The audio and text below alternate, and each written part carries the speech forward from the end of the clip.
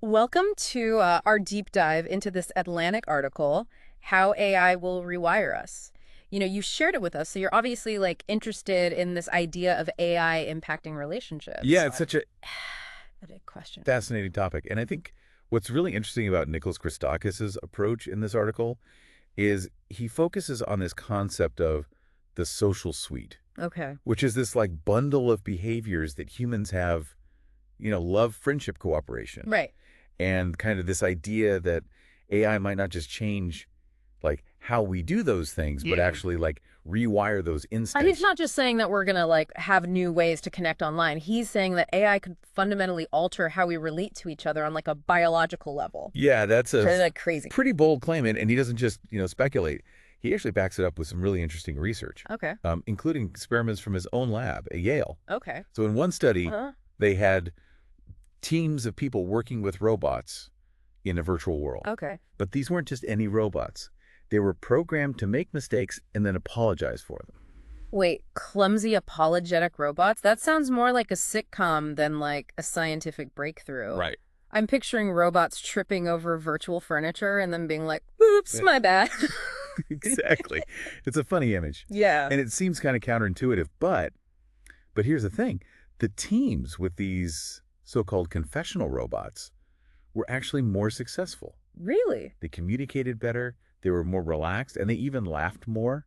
So the robots' willingness to admit their flaws actually made the humans better collaborators. Yeah, it's pretty wild, right? That's wild. But why? Yeah, and so Christakis suggests that what was happening there was that um, witnessing this vulnerability in the robot fostered this sense of psychological safety within the team. Okay. So people felt more comfortable, taking risks and make mistakes themselves. They're like, well, if the robot can screw up, it's okay if I screw up. Exactly. Yeah.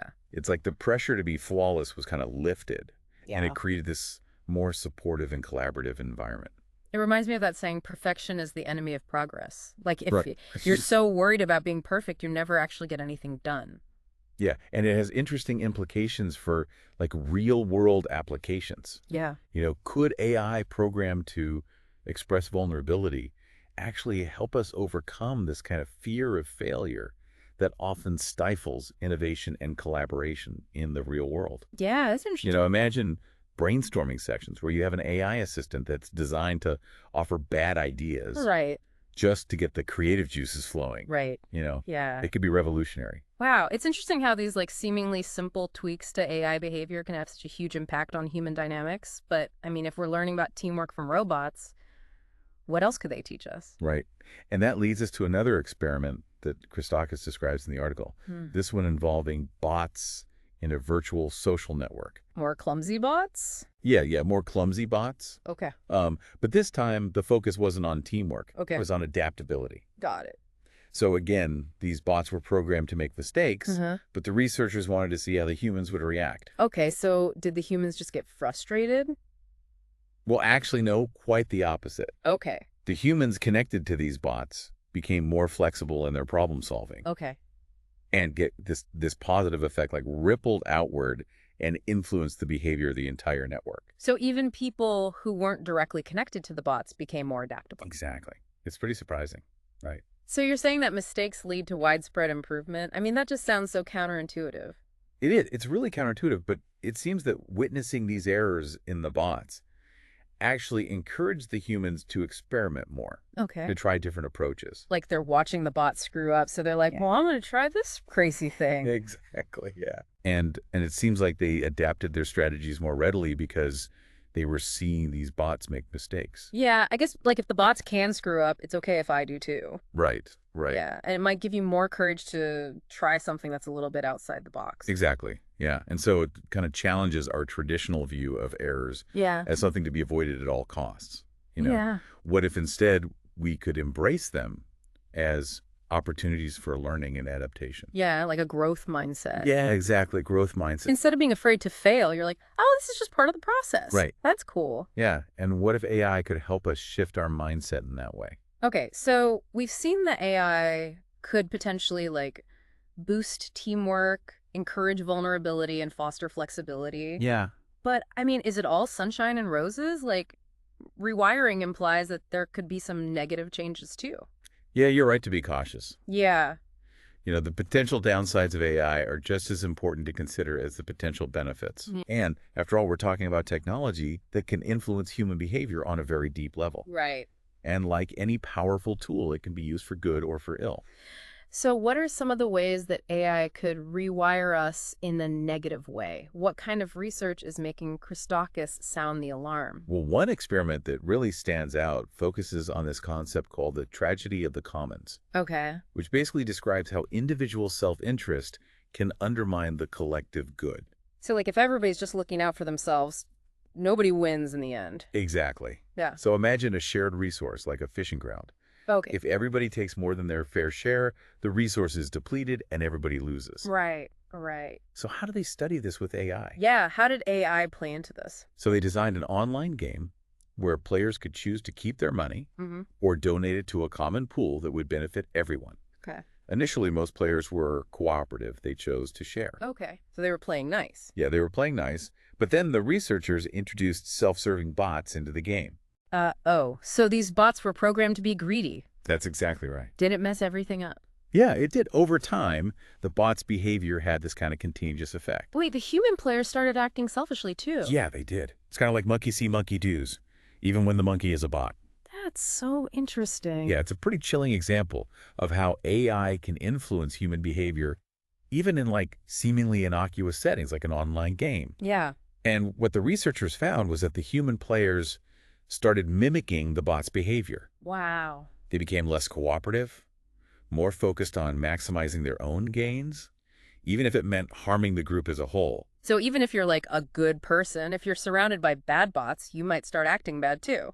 Right. It suggests that even well-intentioned people can be swayed by the behavior of AI, Mhm. especially if it's presented as the norm. Yeah, like, oh, everybody else is doing it, so it must be okay. Exactly. And it also highlights how AI can be used to exploit our social vulnerabilities. That's scary. Yeah, it is a little bit scary. So if AI can turn cooperative players into selfish jerks in a game, what does that mean for the real world? That's the million-dollar question, right? Yeah. And it's one that researchers are still grappling with. I mean, it's a good thing they're looking into it. Yeah, Because this is important stuff. yeah, we need more research to really understand how these findings translate to the complexity of real-world interactions. Right, because the real world is a lot messier than a game. Exactly. You can't just program everything. There's Right, so right. much more going on. Exactly. So it's like a reminder that AI is a double-edged sword. It is. has the potential to unlock all these amazing possibilities, Yeah, but it also has the potential to amplify our worst tendencies. totally. And we can't just focus on the shiny, happy side of AI without acknowledging the potential risks and unintended consequences. We need to be realistic about this stuff. Absolutely. So Christakis doesn't just rely on lab experiments to make his point. He also talks about some real-world cases where we might already be seeing the negative social impact of AI in action. What kind of example? Yeah, he brings up the study about Russian bots on Twitter during the 2016 U.S. election. Oh, yeah, I remember that whole thing. Yeah, it was a big deal. And it was like a wake-up call It was a wake-up call. to how AI could be used for, like, propaganda. Exactly. And it wasn't about clumsy robots. Right. These were bots that were deliberately designed to spread misinformation and exploit human tendencies to cooperate and learn from each other Right. to amplify political divisions. So are you saying that these bots actually influenced the outcome of the election? Well, it's impossible to say for sure how much of an impact they had. Yeah. But what's undeniable is that they were incredibly effective at exploiting our social instincts Right. to sow discord and amplify existing divisions. So even like seemingly basic bots can have a huge impact, especially when they're designed to take advantage of our social vulnerabilities. Right. It's a chilling reminder that we need to be much more aware of how AI can be used for nefarious purposes. Yeah, it's not just about preventing AI from becoming like evil in some science fiction sense. Wow. It's about recognizing that even seemingly benign AI can have unintended consequences, Totally. especially when it interacts with the complexity of human psychology and social dynamics. Exactly. Okay, so we've talked about the impact of AI on like society as a whole, Yeah. but what about the impact on our personal lives, Right. our relationships, our families? That's a great transition because AI isn't just some abstract force out there. Right. It's already embedded in our homes, our pockets, Yeah. our daily routines. And even seemingly harmless AI, like the digital assistants we've come to rely on, can have subtle but significant effects on our social interactions. Like, give me an example. Okay, well, think about children growing up surrounded by these devices. Yeah. Parents are starting to worry about their kids being rude to digital assistants. Oh, yeah, I've totally seen that. My niece treats Siri like her personal servant. Right. She just shouts, "Siri, play Baby Shark, no pleases or thank yous." Yeah. It's funny, but it's also a little bit alarming. Yeah, is this something we should be worried about? Yeah, I Yeah. think it's a valid concern. If children grow up accustomed to demanding things from machines without any consequences for their tone or their behavior, Uh-huh. could that spill over into how they interact with real people? Yeah. Could it affect their ability to develop empathy, patience, and basic social skills? Right. You know? That's a scary thought. Yeah. And It's like we're training a generation of tiny tyrants who just expect everybody to cater to their every whim. yeah, and it's not just about kids. Right, because adults are increasingly reliant on AI too, Uh, so what about us? Yeah. Well, Christakis points out another trend that's a bit unsettling. Okay. People are starting to confide in AI assistants like their therapists. Oh. They're spilling their guts to Siri or Alexa Yeah. about their anxieties, their frustrations, their Mhm. deepest secrets. I mean, I've definitely been tempted to vent to Alexa when I'm feeling stressed. Because it's like she's always there, she's always listening, and she never judges. Right. But it does feel a little sad to think that we're turning to machines for emotional support. It does. Like, is this a sign that our human relationships are becoming more shallow, less fulfilling? It's a possibility we need to consider. Yeah. If we get used to getting our emotional needs met by machines, Yeah. could that diminish our capacity for empathy, Yeah. compassion, Right. genuine connection with other humans? It's like, are we on the verge of trading real human connection for the convenience and the illusion of AI companionship? It's a profound question. And if so, what does that mean for the future of love, intimacy, relationships? Right, those are huge questions. Yeah. And they lead us to another, even more controversial topic. Okay, hit me. One that's both fascinating and a little unsettling. I'm ready. Are you ready to dive into the world of sex robots? Oh, yeah, sex robots. This is definitely one of those AI topics that makes people go, whoa, hold on a minute, things are getting weird. Right. But I think we need to take a quick break to let all this information sink in. Yeah, good idea. And then we'll come back and explore the ethical minefield of AI and intimacy. Sounds good. Okay, so we're back. And I don't know about you, but my mind is still buzzing from that last segment. Clumsy robots, selfish bots, kids bossing Siri around. It really is fascinating how AI is already embedded in our lives in all these different ways. It really is. And, one of the things that really stood out to me from the article was that call for a new social contract. Oh, yeah. Not with each other, but with machines. Yeah. I mean, it sounds kind of sci-fi, but it also feels incredibly relevant to the world we're living in right now. Yeah, definitely. And I think it represents a real paradigm shift. Yeah. And we're so used to thinking of technology as something we control. Right. Something we use to achieve our goals. Mm-hmm. But as AI systems become more sophisticated, Right. more autonomous, that dynamic is starting to change. Mhm. We're entering this era where AI is not just a tool. Yeah. It's a partner, a collaborator, Right. and potentially even a competitor. It's almost like we're entering this new phase of evolution where humans and AI are co-creating the future. Yeah. And like any relationship, it requires clear communication boundaries Right. and a shared understanding of what we want it to look like. Exactly. And that's where this idea of a social contract with machines comes in. Okay, so what would that actually look like in practice? What are the things we need to be thinking about? Well, I think it would need to cover a wide range of issues, Okay. from the design and development of AI systems to the ethical implications of using them in all sorts of different areas. Right, because we've already seen examples where biased algorithms are perpetuating existing inequalities. Absolutely, like in hiring, lending, Yeah. even criminal justice. Right. If the data that's used to train the AI is flawed, Right. the AI is just going to learn those flaws and make them worse. Exactly. Yeah. And so we need to make sure that AI doesn't become a tool for reinforcing societal bias. Right. And we also need to think about the potential impact of AI on things like privacy autonomy and human dignity. Right. Like, how much data should AI be allowed to collect about us? Who controls that data? Yeah. And how can we make sure that our privacy is protected as AI becomes more integrated into our lives? Those are all huge questions. Yeah. And we need to be having these conversations now before it's too late. Right before AI is so embedded in our society that we can't change course. Exactly. Okay, so I get it. We need a social contract with machines. But where do we even begin? Well, Christakis points to the emerging field of machine behavior as a promising starting point.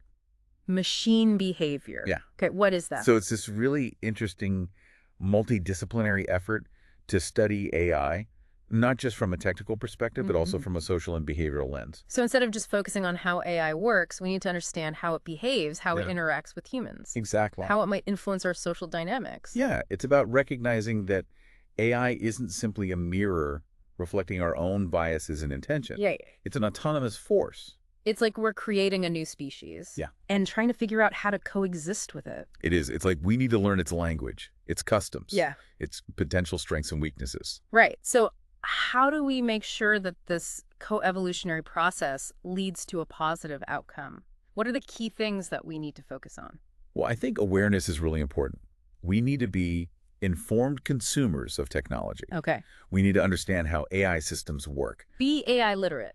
Exactly. Be AI literate, understand the algorithms, the data, Right. the biases, and the potential consequences of these systems. Yeah, it's not just about being tech savvy. It's about understanding the implications of this technology Right. for what it means to be human in the 21st century. Yeah. So it's like with any new technology, we need to learn how to use it safely, responsibly, ethically. Absolutely. But this feels different. This feels bigger.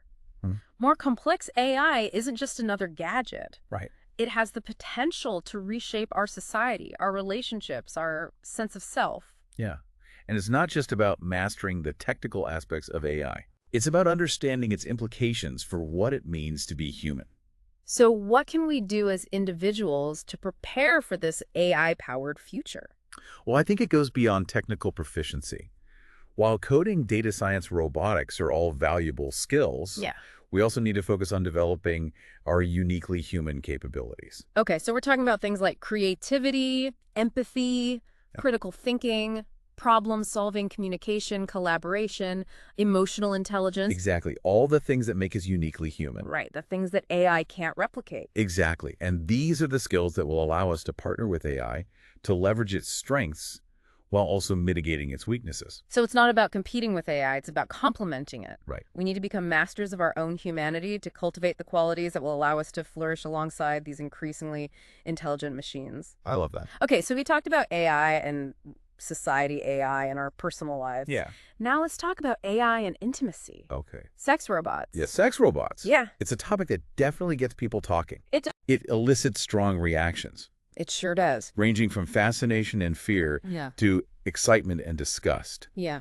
But beyond the sensationalism, it raises some really profound questions about the nature of intimacy, the Yeah. boundaries of human connection, Right. and the ethical implications of AI. Okay, so let's dive into this. We'll take it. What are the key arguments on both sides of the debate? So on one side, you have folks like Kathleen Richardson, who leads the campaign against sex robots. Okay. She argues that these robots are dehumanizing, Okay. that they reinforce harmful gender stereotypes, Right. and that they could lead to people withdrawing from real intimacy Yeah. and becoming further isolated. Like, why bother with a messy, complicated human relationship when you can just program a robot to fulfill your every desire? Exactly. And that's the crux of the argument. Right. Are these robots a harmless form of fantasy and exploration?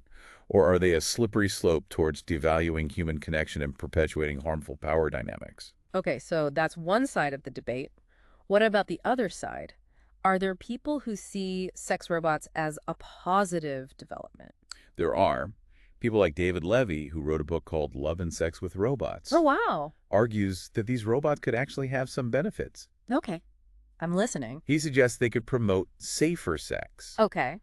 offer opportunities for exploration without judgment, Okay. and even help people who might otherwise struggle with intimacy to develop social skills. I don't know about that. I still feel like it's very transactional, very one-sided. Right. Where's the reciprocity, the emotional connection, the vulnerability? That's what makes human relationships meaningful. Yeah, that's a good point. Yeah. It really boils down to the question of what makes a relationship meaningful. Right. Is it about physical pleasure, emotional connection, shared It was experiences? something else entirely. Exactly. And it's not just about sex robots. All right.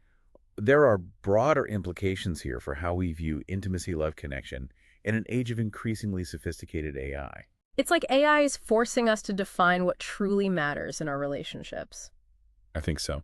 Okay, so we've covered a lot of ground here. We have. From clumsy robots to sex robots, political manipulation, the potential for AI to erode our social skills. It's amazing to see how AI is already touching so many aspects of our lives. It really is, and we've only just begun to scratch the surface. It's both exhilarating and a little terrifying. Yeah, I agree. But that's why conversations like this are so important. Absolutely. We need to be having these discussions now while we still have time to shape the future of AI Yeah, and its relationship with humanity. I completely agree with that. And speaking of shaping the future, I think it's time to hand it over to you, dear listener. Yeah, we want to hear from you. We've thrown a lot of information your way, We have. and now we want to hear your take on all of this. What stood out to you? What surprised you? Questions are you wrestling with right now? Yeah, take some time to reflect on all of this. Maybe jot down your thoughts, share them with a friend, or just sit with them for a while. We'll be back in the next segment to wrap up our deep dive and explore what all of this means for you, your relationship with AI, and the future we're creating together. All right, so we are back for the final part of our deep dive into AI rewiring us. And wow, we've covered a lot. We have. Clumsy robots, sex robots, kids bossing around Siri. I mean, And don't forget those self-serving bots oh yeah. that turn those players into total Scrooges. It's like AI can bring out the best and the worst in us. Huh? Yeah, it really can be a double-edged sword. For sure. And it's not just about what AI does to us, it's what it reveals about us. Oh, interesting. Like those confessional robots, those clumsy robots that actually made the human teams better. Right. It's like we're drawn to AI that's imperfect, like us. It's like we see ourselves in those robots. Yeah, maybe we're looking for connection even in machines. Yeah, like a sense of shared vulnerability. And when we find it, it makes us feel a little less alone, I guess. Yeah. Less pressure to be perfect. It makes you wonder, though, are we programming these machines or are they programming us? That's a really interesting question. It's like a feedback loop. Yeah, and it goes back to that idea of a new social contract with machines. Absolutely. It's not just about telling AI how to behave. It's about using AI to understand ourselves better. Yeah, to see our own reflection. Right, and ultimately to recognize that the future of AI is totally tied to the future of humanity. We're in this together. So how do we make sure we create a good future with AI? Like, what are the most important things to remember as we move forward? I think first we have to remember that AI isn't just one thing. Yeah. It's not this big, scary monster. It's a bunch of different tools, different approaches, and like any tool that can be used for good or bad. Right. So it's about being thoughtful about it, asking the right questions. Exactly. Setting boundaries, making sure AI is serving us, not the other way around. And remembering that AI is a reflection of us, the people who create it. Right. Our values, our biases all get baked into these systems. It's not just about the technology itself, it's about the intentions behind it. Yeah, and the choices we make about how we use it. So what do you think all this means for our listener? We've talked about AI rewiring us in all these different ways, the good, the bad, the weird. Yeah. But ultimately, what kind of relationship do you want to have with AI? What are your boundaries? Yeah. What do you want your future to look like? These are big questions, and there are no easy answers. Definitely not. But the choices we make today are going to shape the world of tomorrow. So keep learning, keep asking those tough questions, and most importantly, keep talking about it. Yes, because the future of AI is not set in stone. It's up to us. It's something we're creating together, and that's what's so exciting and also a little bit scary. Yeah, it is. Well, thanks for joining us on this deep dive. It's been amazing exploring all this with you. It's been my pleasure. We hope you learned something new, maybe even felt a little rewired yourself. Until next time.